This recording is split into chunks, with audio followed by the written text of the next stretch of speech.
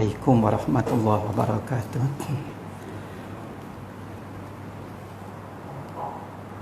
Alhamdulillahi rabbil alamin. Wa bihi nasta'in.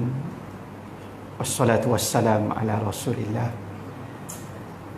wa ala alihi wa sahbihi wattabi'ina lahum bi ihsanin ila yaumiddin, amma ba'du. Terima kasih ya Pak Ya Al-Fadhil Ustaz Zaman, Tuan Imam, seluruh jawatan kuasa masjid, pengerusi JPKK, seterusnya muslimin dan muslimat yang dirahmati Allah. Kita masih berada di permulaan tahun Hijrah 1444 Hijrah. Allah berfirman di dalam Al-Quran, Bismillahirrahmanirrahim, wallazina hajaru wajahadu fi sabilillah ulaika yarjuna rahmatallah wallahu ghafurur rahim. Sadaqallahul azim. Maksudnya,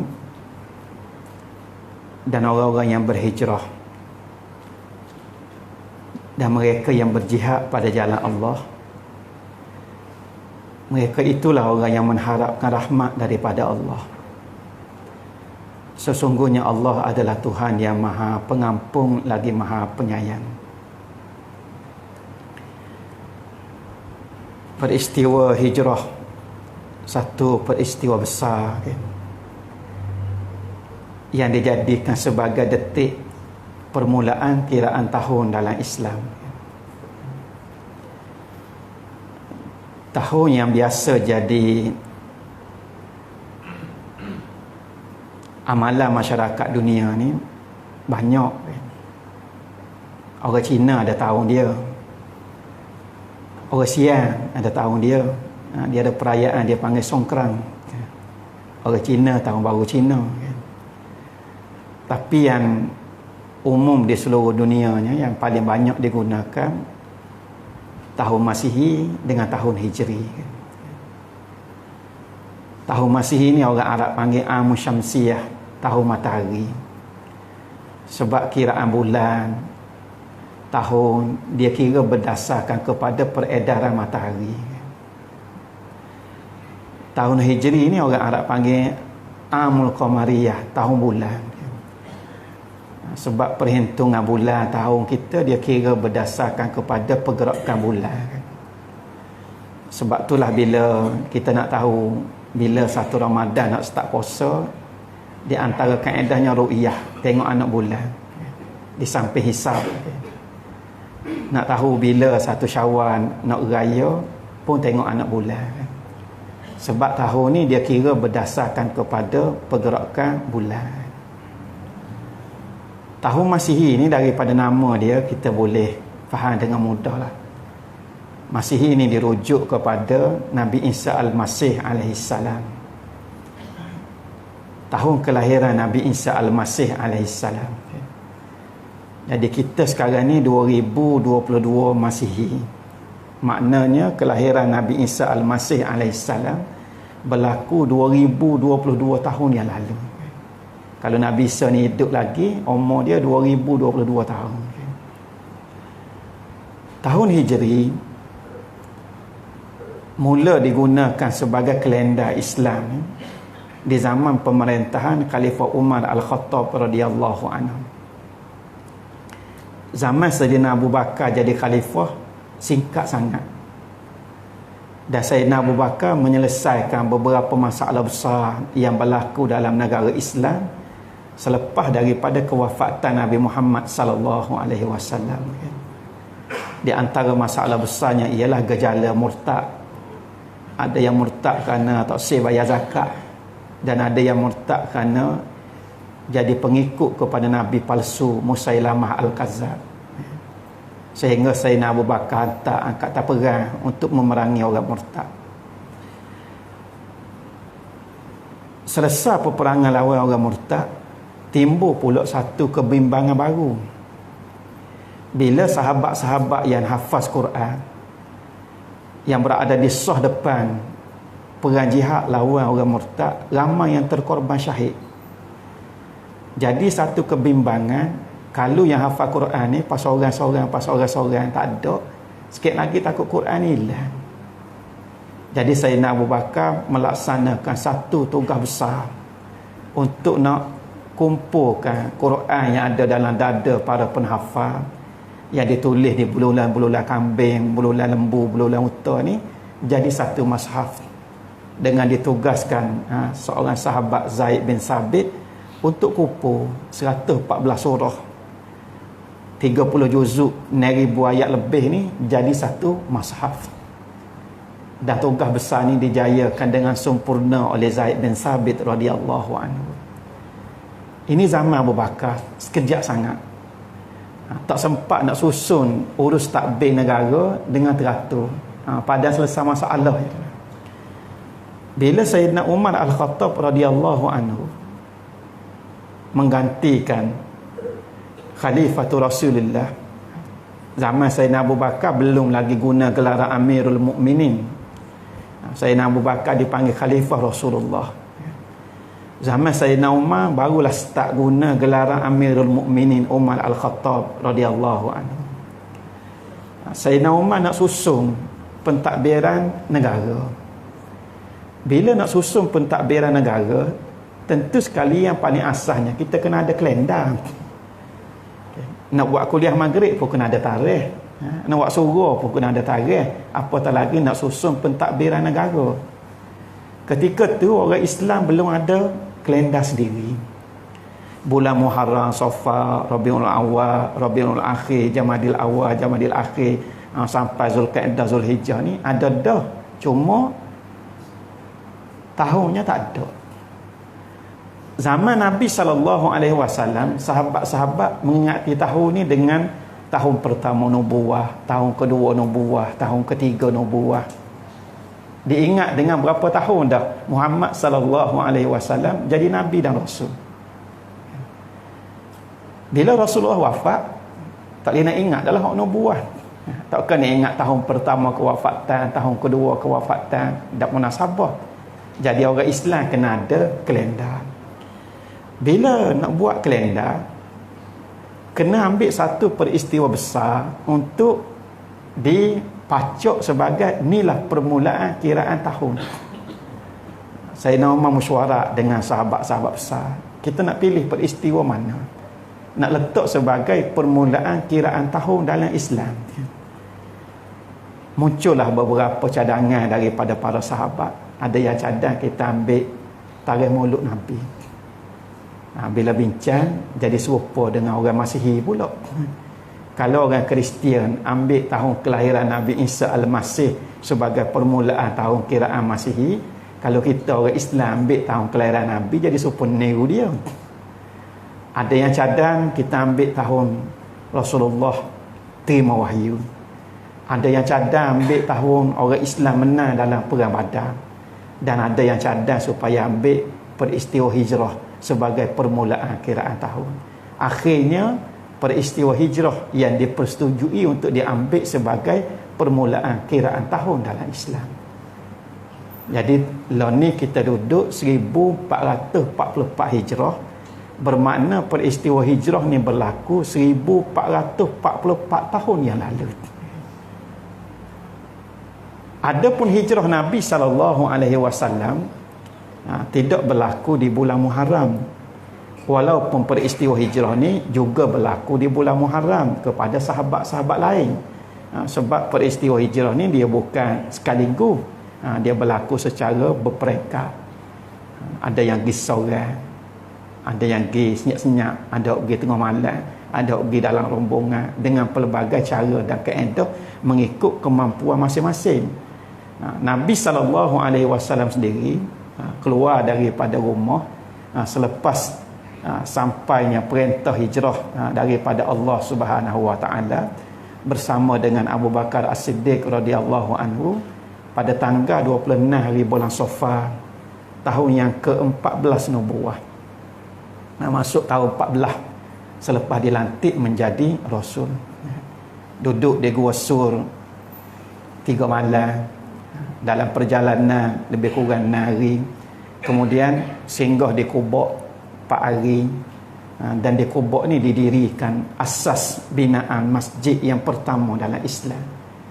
Yang binaan masjid ni hanyalah tiangnya batang taman, atapnya daun-daun taman, lantainya pasir-pasir halus.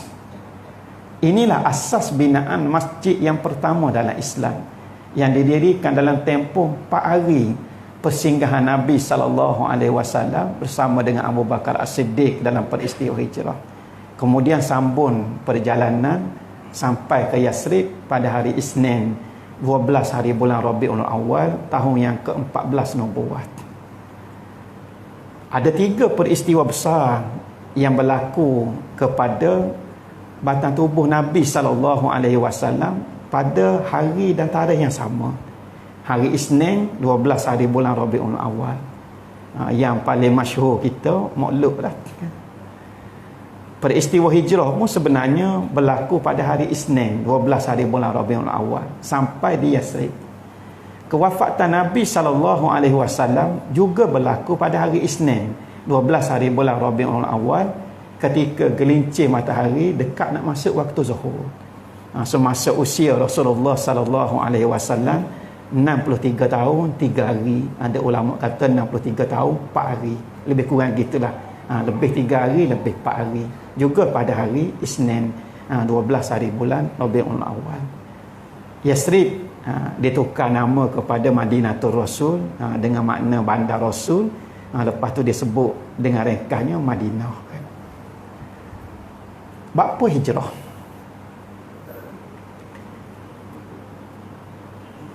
Syahid Said Qutb dalam buku Ma'alimu fit Thariq, petunjuk sepanjang jalan, memperbetulkan tuduhan dan pandangan yang silap terhadap Nabi dan para sahabat.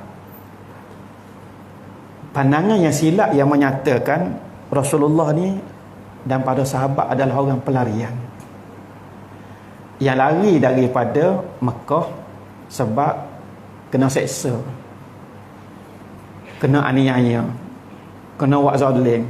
Lalu untuk menyelamatkan diri, lari daripada Mekah ke Madinah, ke Yasrib. Mudah sebut kerana takut.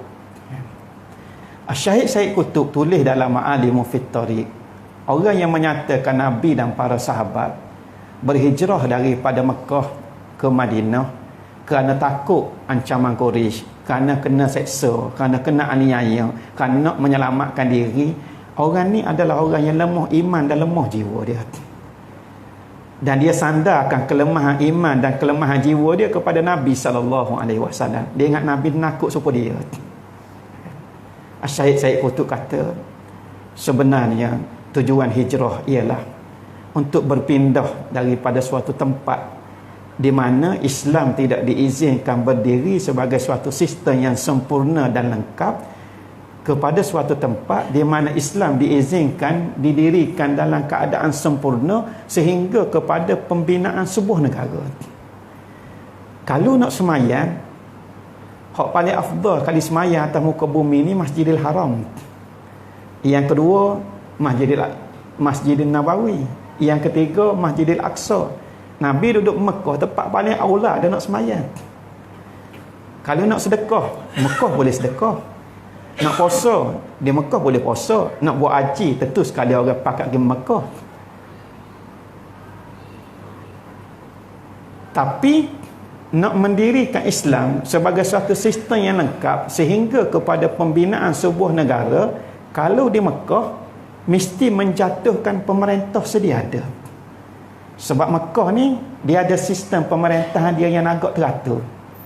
Dia ada kabinet dia yang sentiasa bermesyuarat di Darun Nadwah.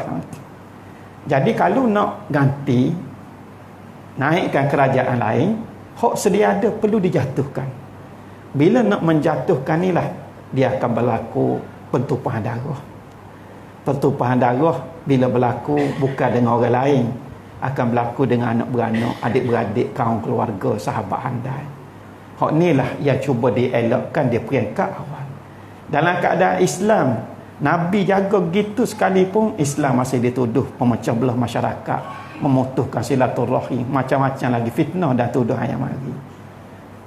Ilmu dan hikmah Allah sangat besar untuk tak membenarkan peperangan terbuka ni berlaku semasa berada di zaman Makkiyah.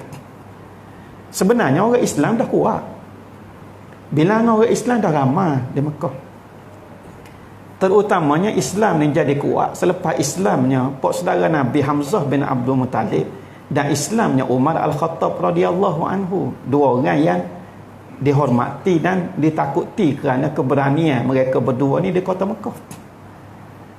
Orang Islam pun dah ramai, bukan takut, tapi ada hikmah Allah tak mengizinkan lagi peperangan ni berlaku.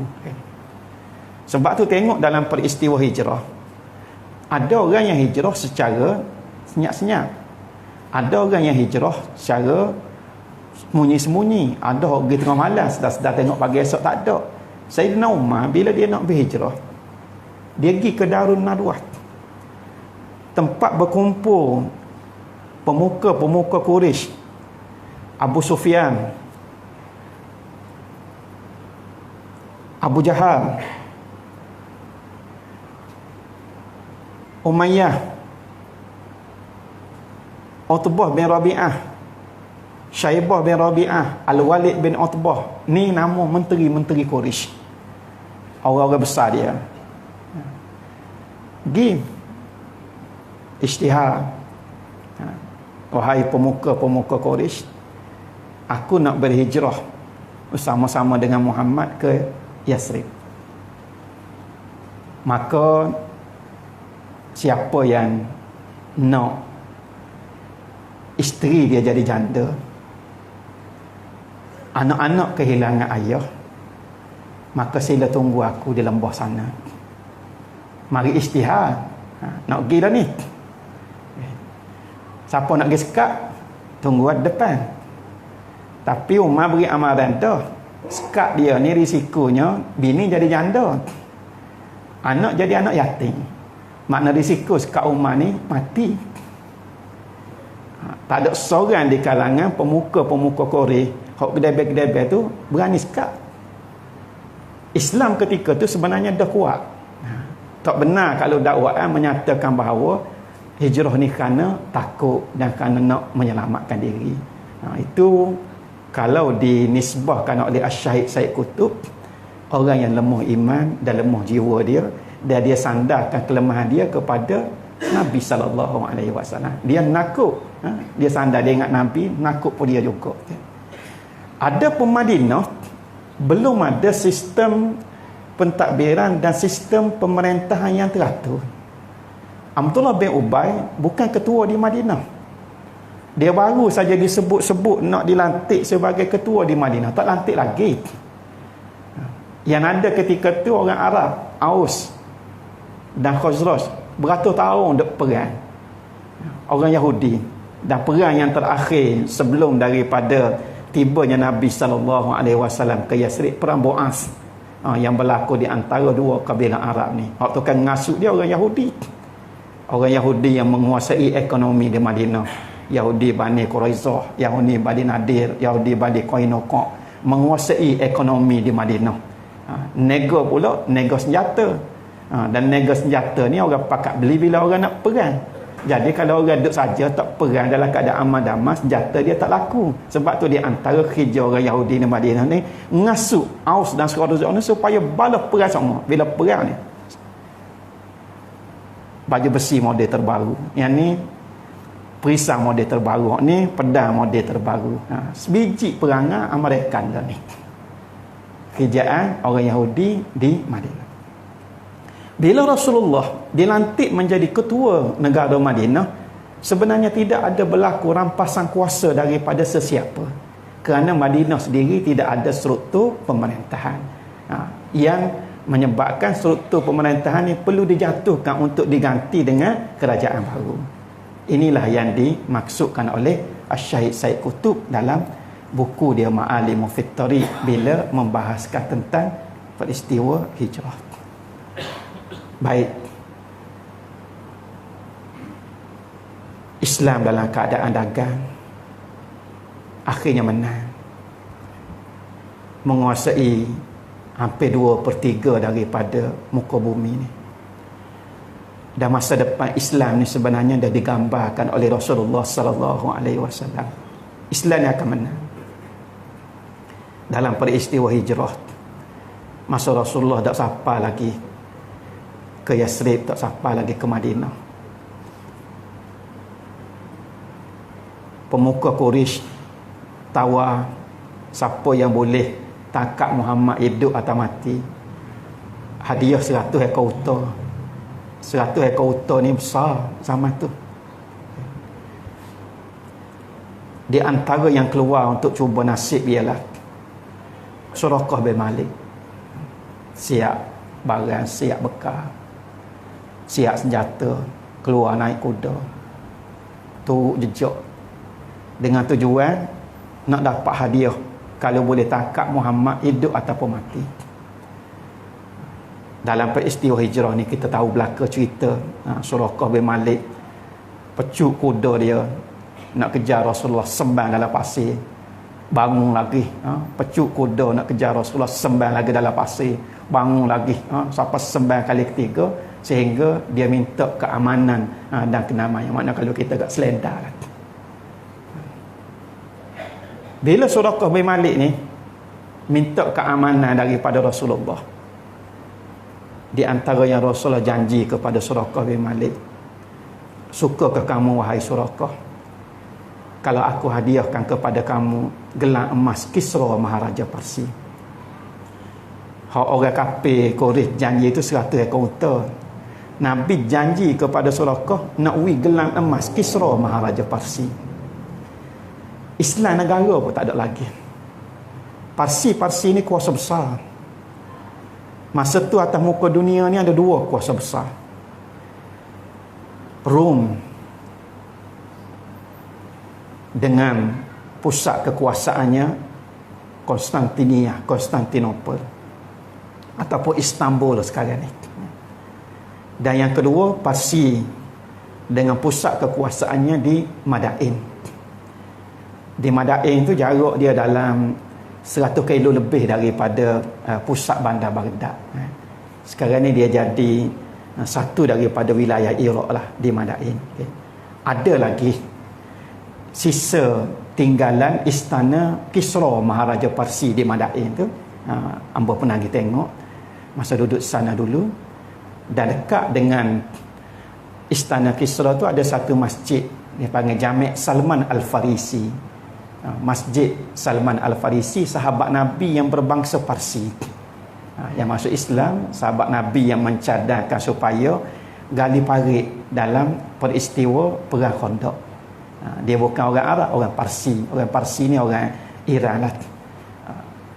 Bila Empire Parsi ni jatuh dalam perang Qadisiyah di zaman pemerintahan Khalifah Umar Al-Khattab radhiyallahu anhu, dalam perang tentera Islam dipimpin oleh Panglima Sa'ad bin Abi Waqqas lawan dengan Panglima Rustum, Panglima tentera Parsi, dalam perang Qadisiyah yang sangat bersejarah.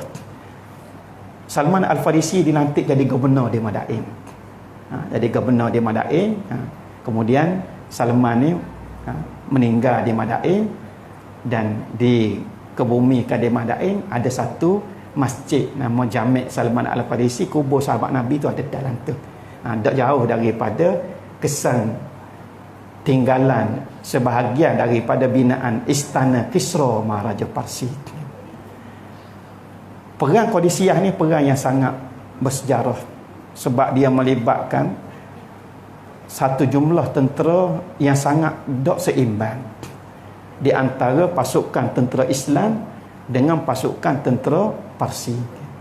Berlaku di lembah Qadisiyah. Hamba masa mula-mula sampai di Iraq dulu, minta dengan kawan-kawan Iraq tolong kita tunjuk kat mana lembah Qadisiyah, tepat di mana berlakunya perang Qadisiyah. perang di antara tentera Islam dengan tentera Parsi yang membawa kepada kejatuhan Empire Parsi. Bila kita pergi tengok, duduk baca-baca dah cerita perang Qadisiyah ni, tak dapat gambaran, tak pergi tengok tepat dia. Bila kita pergi tengok tepat dia, di antaranya kita tengok lembah Sungai Furat. Qadisiyah ni dia terletak di lembah Sungai Furat. Iraq ni dia ada dua sungai, satu sungai Dajlah ataupun disebut juga dalam bahasa Inggeris sungai Tigris. Daripada Turki lalu ke Iraq, keluar di Teluk Parsi. Sungai Furat daripada Syria lalu ke Iraq, keluar di Teluk Parsi. Dua sungai ni, sebab tu dia panggil Ardun Nahrain, bumi dua sungai. Sungai Furat ni luas juga, luas. Rasanya kalau kita banding hak dekat ni, lebih kurang dengan luas Sungai Besut dekat Retak Jetih dah. Itulah lebih kurang lebar dia. Tentera Islam duduk alik sini sungai, tentera Parsi duduk di sana sungai. Kalau dok jemerai sungai, dua pasukan tentera ni dok akan bertembung. Maknanya sekadar boleh manah kok jauh ataupun lautan lembing kok jauh. Orang zaman dulu dia berani. Perang dia ni kalau dak bertembung secara berdepan, dak perang dia panggil. Dak perang sebab mereka mari perang nak mati. Sa'ad bin Abi Waqqas tanya pandangan bala tentera dia. Kita patut jemerai sungai. Nak tunggu awak-awak Parsi nak jemerai tentu tak. Orang Islam yang kena jemerai sungai, baru kita boleh bertemu secara berdepan dengan pasukan tentera Parsi. Jumlah dia nisbah lebih kurang 3 kali ganda di antara kekuatan tentera Parsi dengan tentera Islam. Bila Panglima Sa'ad bin Abi Waqqas perintah gitu, Sa'ad bin Abi Waqqas ni seorang sahabat yang perang sejak daripada zaman perang Badar, sapalah ke usia tua dia. Dan dia ni di antara sahabat yang tak pernah dapat apa-apa jawatan. Orang lain jadi gubernur lah, jadi apa. Sa'ad bin Abi Waqqas kerja dia perang. Masa perang Badar, Sa'ad bin Abi Waqqas cerita, dia pergi bersama dengan adik dia Umair bin Abi Waqqas. Kata Sa'ad, di wajah kami berdua ketika itu, masa perang Badar, belum tumbuh sebarang bulu. Maknanya janggut tak ada, jebeng tak ada, misah tak ada.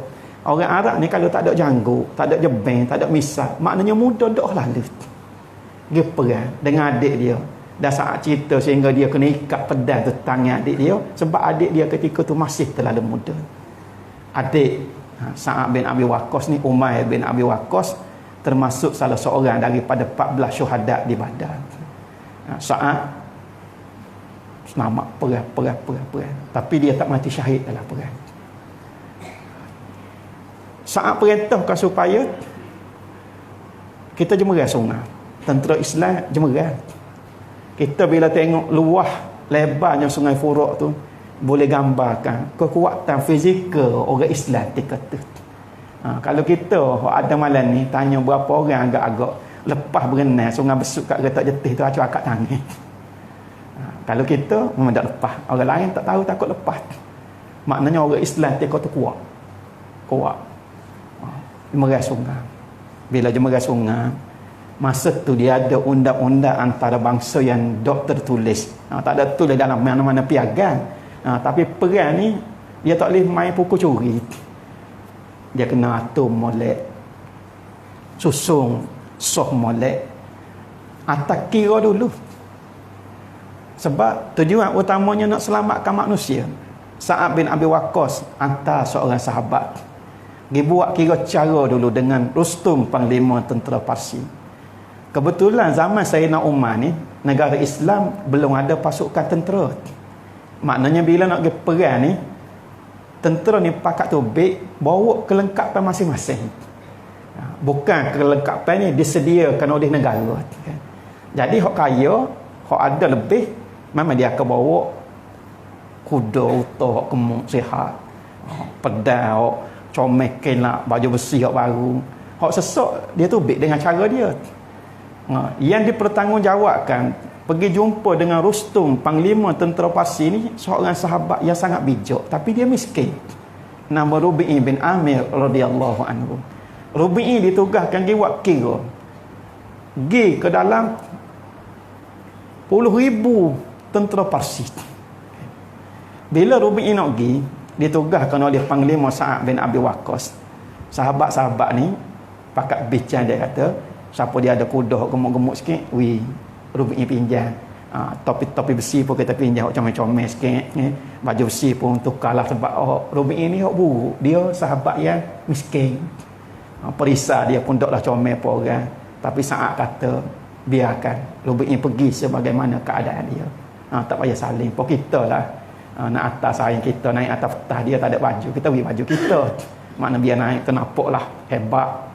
Tapi Sa'ad bin Abi Waqqas suruh Rubi'i pergi ni dalam keadaan dia sebagaimana dia, pergi seorang diri ke perkemahan tentera Parsi, puluh ribu orang, seorang-seorang diri. Hak tu pun kalau kita mikir, tak ada nak mikir, kita punya 5 orang dah tawakal pun 5 kali mikir dah nak pergi. Dia pergi puluh ribu tentera yang lengkap bersenjata daripada sebuah empayar besar nak pergi jumpa dengan Panglima Rustum. Masuk yang kuda-kuda pakai dalam kemah Rustum, kemah yang dihampar dengan hamparan pemaidani Parsi. Rustum ni duduk atas kursi yang bertatahkan emas, nak menggambarkan kehebatan dia panglima pasukan tentera sebuah empayar besar. Ni bukan mari daripada negeri kecil-kecil, ni empayar besar, kuasa besar dunia ketika itu. Masuk pakai dalam kemah dengan kuda, lalu atas pemaidani hamparan. Kapek pandai comel dalam dunia ni kapek Parsi. Hak Pakistan duk jual tu hak low class. Hak pandai comel hak Parsi. Maknanya hamparan kapek yang mahal. Masuk. Bila masuk, Rustum hina sahabat Nabi. Rustum kata dia dengar ada berkenaan dengan orang Arab ni, miskin, kotor, duduk pada pasir, butuh huruf. Dia hina macam-macam sahabat Nabi. Bila tengok Rubi'i mari, dia kata ya sungguh macam dia dengar berkenaan dengan orang Arab. Memang orang Arab ni kotor, miskin, duduk pada pasir. Rubi'i jawab, semua hak tuan sebut tu betul belaka, dia kata. Betul belaka. Malah ada lagi yang lebih teruk daripada tuan-tuan tak sebut berkenaan dengan kami. Kami berperang, kami berzina, macam-macam Rubi'i sebut. Kemudian datang seorang Rasul yang membawa petunjuk, mengeluarkan kami daripada semua kehinaan dan keburukan yang Tuhan sebut tadi. Rubi'i tanya, Rustum tanya, mari nak gapo? Apakah tujuan kamu mari? Nak perang, nak cari harta rampasan perang? Kalau harta lah yang jadi matlamat, kamu semua mari daripada jauh nak perang, tak payah perang, kami boleh beri je harta. Sebab Parsi ni dia kaya. Ataupun mari perang ni tujuan dia nak cari tawanan-tawanan perang, nak cari gundik-gundik, balik boleh jadi hamba, boleh jadi gundik. Ataupun gapo sebenarnya tujuan kamu mari? Rubi'i jawab dengan satu jawapan yang dia catatkan dalam catatan sejarah, bagaimana ketegasan seorang sahabat Nabi walaupun dia ni miskin tapi sangat bijak dan sangat berani.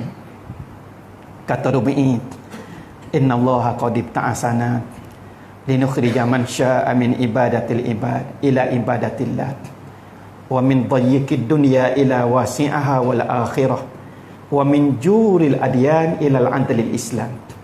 Sesungguhnya kami diutuskan untuk membebaskan manusia dari pengabdian diri antara sesama manusia kepada pengabdian diri kepada Allah, dari kesempitan dunia kepada keluasan hidup dunia dan akhirat, dan daripada kezaliman agama-agama yang ada kepada keadilan Islam.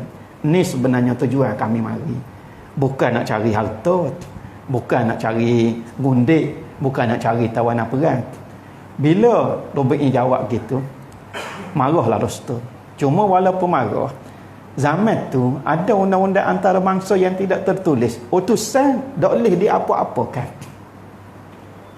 Paling-paling pun perambak kan. Rubi'i kena perambak. Kalau nak igat nak bunuh boleh hangat. Rubi'i risau kan je. Tapi ada undang-undang antarabangsa yang tak tertulis, jangan apa-apakan utusan. Cuma sebelum daripada Rubi'i dibenarkan pergi, dah dia masuk dengan kuda-kuda dalam kemah Rustum kat dia kan. Rustum arahkan kutik tanah-tanah lekat di kapek dia tu biar cuci. Rubi'i kutik tanah tu, kutik buah atas kepala, kutik buah atas kepala, ambil tanah kutik atas kepala sampai bersih kapek tu. Saat dia ambil wakaf dengan sahabat di perkemahan tentera Islam duk tunggu guanalah jadi Rubi'i ni. Kelik kau tak kelik. Nampak daripada jauh Rubi'i marisau, kelik sorang naik kuda dia. Sapa-sapa depan saat dia ambil wakaf, tengok atas kepala Rubi'i ni penuh tanah. Saat tanya dah buat apa yang tanah pakai atas kepala. Rubi'i jawab, kan kita mari kan, tujuan kita nak perang, nak ambil bumi Parsi kan. Aku pergi tadi Dewi dah sikit kan. Ambil buat atas kepala. Tentera Islam bertakbir dengan sangat kuat sehingga bergegar kawasan perkemahan tu. Rekah cerita dalam perang yang sangat tidak seimbang ni. Empayar Parsi jatuh. Rustum terbunuh. Panglima tentera Parsi itu mati. Perang yang panjang. Dia bukan perang yang singkat, satu siri peperangan yang panjang. Jatuh Empayar Parsi. Bila jatuh Empayar Parsi, saat masuk dalam istana Kisra Maharaja Parsi. Istana ni tinggal sikit lagi. Masa hamba kita tengok tu ada kubur sikit lagi tinggal. Kubur. Orang jaga istana tu kata, dulu bawa kubur ni lah Raja Parsi pingat api untuk sembahan dia. Sebab orang Parsi ni agama Majusi, dia sembah api.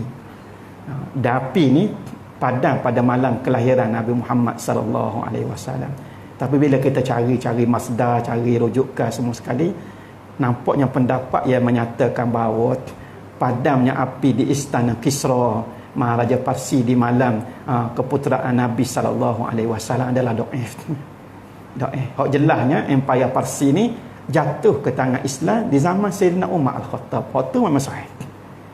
Jatuh ke tangan Islam. Bila saat masuk tengok memang mewah istana tu. Hak tinggal sikit tu pun kita tengok hebat lagi. Sebagai besar utuh dah. Dengan marmar. Apa? Jalan atas marmar dia putus super berair. Comelnya apa marmar Parsi. Saat tengok nangis saat. Nangis. Sahabat-sahabat tanya kenapa panglima menangis.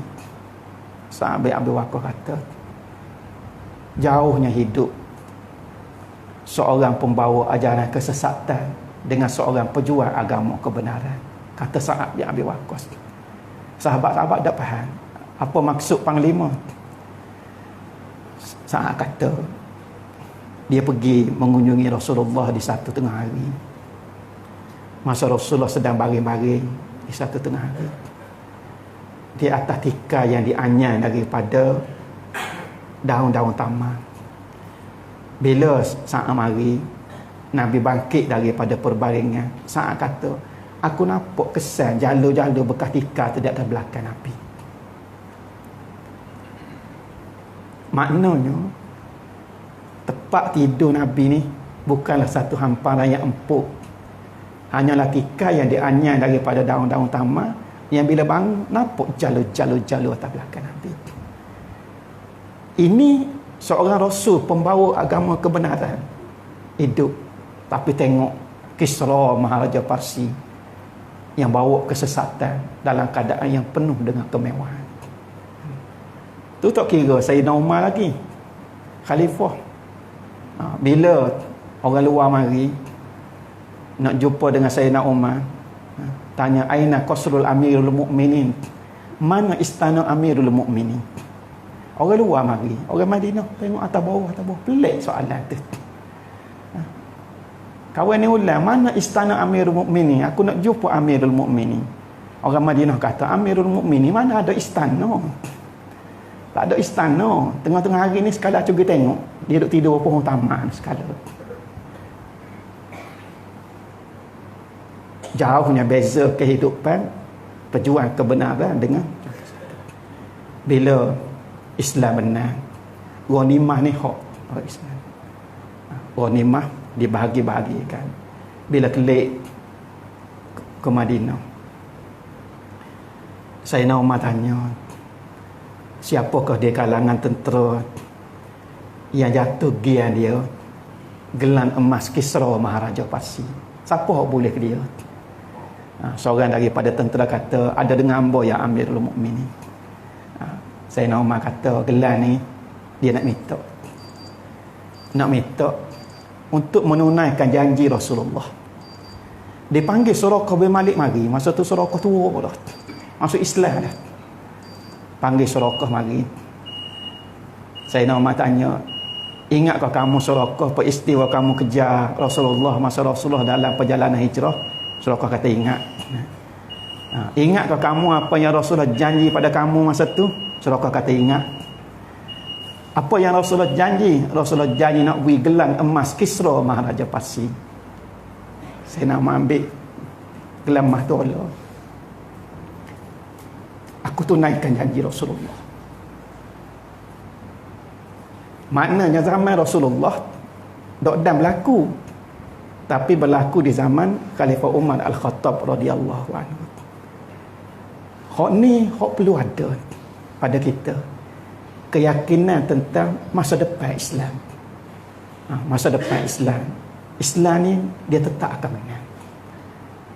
Yang pentingnya kita perlu duduk di atas jalan dan landasan yang betul. Buat kerja kita dengan sebaiknya, dan akhirnya agama Allah ni Allah akan tolong. Zaman kita tak berlaku lagi hijrah. Sebab tu Nabi sebut dalam hadis dia, la hijrata ba'dal fath illa niyyatun wa jihad. Tidak berlaku lagi hijrah selepas daripada pembukaan kota Makkah. Bila berlaku Fathul Makkah pada tahun yang ke-8 hijrah, orang Islam masuk Islam cara beramai-ramai, macam kita baca dalam surah An-Nas, wa ra'aitan nasa yadkhuluna fi dinillahi afwaja. Kamu tengok manusia masuk ke dalam agama Allah secara berduyur-duyur. Masa tu lepas Islam benar, hijrah ni tidak akan berlaku lagi macam hijrah Nabi dan para sahabat. Yang ada hanyalah niat dan jihad. Kalau hijrah serupa tu, dia tidak akan berulang lagi sampai hari kiamat. Ada. Makna berlaku sekali pada Nabi dan para sahabat, dia tidak akan berulang lagi. Itulah sikit tazkirah untuk amba dan untuk kita semua pada malam ni. Mudah-mudahan yang sedikit memberikan manfaat. Terima kasih pada semua ahli jemaah sekalian. Wallahu a'lam. Assalamualaikum warahmatullahi wabarakatuh.